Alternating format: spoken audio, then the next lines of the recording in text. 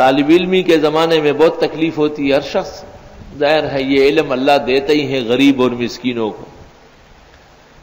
تو ایک شخص مجھ سے ترجمہ پڑھتا تھا، ترجمے کا میں بہت شروع سے مشہور ہوں۔ وہ ترجمہ اس طرح ہوتا تھا کہ ایک رکوع میں پڑھتا تھا اور پھر اسی کا ترجمہ کر کے وہ سن کے چلا جاتا تھا۔ تو اس نے مختلف کمپنیوں میں درخواستیں دی تھی، اس زمانے میں لوگ باہر جاتے تھے کاموں کے لیے۔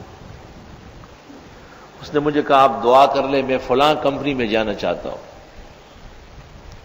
کہ میرا کام ہو جائے۔ میں نے دعا کی، وہ ایسی قبولیت کا وقت تھا، اور خدا تعالیٰ کے ہاں ہماری قیمت بڑھانی تھی۔ وہ صبح اس کو خط مل گیا، اسی کمپنی نے بلایا، تو وہ بہت زیادہ خوش ہو گئے۔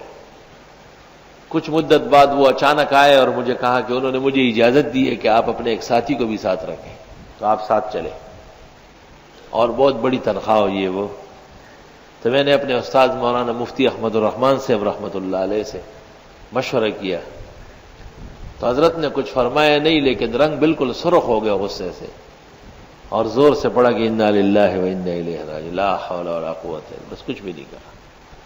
پھر حسامی کے گھنٹے میں آئے تو بہت زبردست تقریر کی، حسامی نہیں پڑھائی کہ مشکل سے لوگ بنتے ہیں، کوئی ایک آدھ نکل آتا ہے تو اس پر دنیا کا حملہ ہو جاتا ہے، اور دنیا کی بڑی زبردست مذمت کی۔ میں سمجھ گیا کہ حضرت کی رائے نہیں ہے، اب تو ساتوں زمینیں اور ساتوں آسمان آئے تب بھی میں نہیں جاؤں گا۔ استاذ کو ناراض کر کے کوئی کام کرتا ہے کیا؟ اللہ، تو اس طرح آزمائشیں آتی ہے، اور دین اور علوم دین اور عقائد اسلامیہ کے مقابلے میں جس قدر سازشیں ہو اس کو پاؤں تلے رون دو گے، اس امتحان سے نکل کر پھر ہمیشہ ہمیشہ کے لیے اللہ کے ہاں سرخرو اور باعزت ہوں گے انشاءاللہ۔ نامی کوئی بغیر مشقت نہیں ہوا، 100 بار جب عقیق کٹا تب نگی ہوا۔